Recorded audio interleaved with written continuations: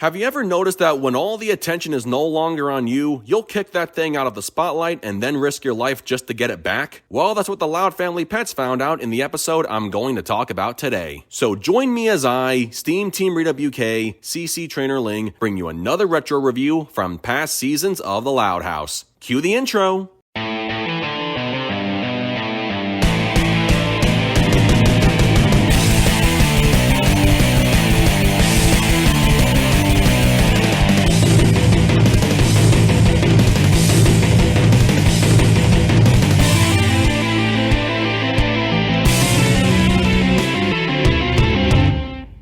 Today's episode is Pets Peeved. In this episode, the Loud Pets devise a scheme to get rid of a lost dog Lana brought home after they see how much more love and affection it's getting compared to them. The nicest thing I will say about this episode is I don't really hate it, but comparatively speaking, I don't really consider it very memorable as opposed to other episodes from Season 2. I see it as just another chapter in the series, and it's not one I particularly care for as much as others. However, that doesn't mean I can't find anything good to say about it. It gave off some classic Tom and Jerry vibes where the pets are the main stars, pulling all kinds of wacky stunts, and moving the story along through their actions because they can't exchange any real dialogue of their own. Even though I don't normally care for the pets on the show acting more human than necessary and would prefer if they acted more like the animals they're meant to be, I will give some credit to them being smart enough to do things like using a TV remote, using a slide projector with a few questionable pictures Charles doesn't want anyone to see, using a phone book and a phone to get in contact with an animal sanctuary, and using a crowbar to break out of a moving van. In a cartoony sort of way, that's something I can appreciate, and they did have a few eye-catching moments, like when they heroically broke free from a capture net. Plus, their story isn't necessarily stupid either. It's pretty straightforward, with the main pets feeling jealous about a new puppy taking up all the family's attention. Thinking they're going to get kicked to the curb, they try to frame the puppy for creating the kind of damage that would normally get them in trouble, like breaking a vase and tracking mud in the house. Unfortunately, Rita secretly wanted that vase to get broken, and the kids were excited about giving the puppy a bath, so the attempts to get the puppy in trouble backfired. However, they soon come to regret wanting to get rid of the puppy after they see a commercial for the pet sanctuary just moments after they trap the puppy outside so the sanctuary could take it away. They sneak into the sanctuary to free the puppy, all 5 pets get captured, the new puppy manages to break free en route back to what is basically the pet prison, and he's the one who ends up saving the 4 Loud pets, earning some mad respect from the ones who wanted him gone. Of course, the episode ends exactly the way you would expect. The puppy's original owner comes to the Loud House to take back her pet, whose name is revealed to be Watterson. On top of that, we see how the pets never had to worry about being replaced by Watterson because all the kids wept when they found out they were missing and started showering them with love and attention the moment they came back. It may have been a predictably sappy ending, but as a pet owner myself, this was still a good way to end the story. Just as a quick side note regarding the kids, I was fascinated by the fact they were originally depicted from the neck down during the first and final minute of the episode. It was similar to how the parents were depicted during the first season. I don't know why the animators did this, but it was definitely something you wouldn't normally expect in Season 2. Overall, even though it's an episode I don't really care for one way or another, I still appreciate what it had to offer. The pets got to have their moment in the spotlight, and they learned a lesson on how everything can't just revolve around them. Sometimes you have to share the limelight with others, but it never means your family is going to forget you. The last thing I will mention is the recurring gag of how characters like Luna and Rita thought they were petting, giving a treat, and kissing the puppy on its face, and yet they were actually doing those things to its butt. That, I will admit, was pretty funny. Luna was not only kissing it, that's also where Rita placed the treat. That's some low-key South Park humor right there, if you know what episode I'm referencing. But other than that, the story and the direction it took with the pets were fine, and their Tom and Jerry style performance was not all that bad either. With that said, I give Pets Peeved a 7 out of 10. Well folks, that concludes my review of Pets Peeved. So I gotta ask, what did you guys think of this episode? Sound off in the comments below, and be sure to click that subscribe button for more Loud House related content. That's going to do it for me. I'll catch you guys for the next video, but until then, this is SteamTeamRedubUK, CC Trainor-Ling, signing off. Peace out, home slices.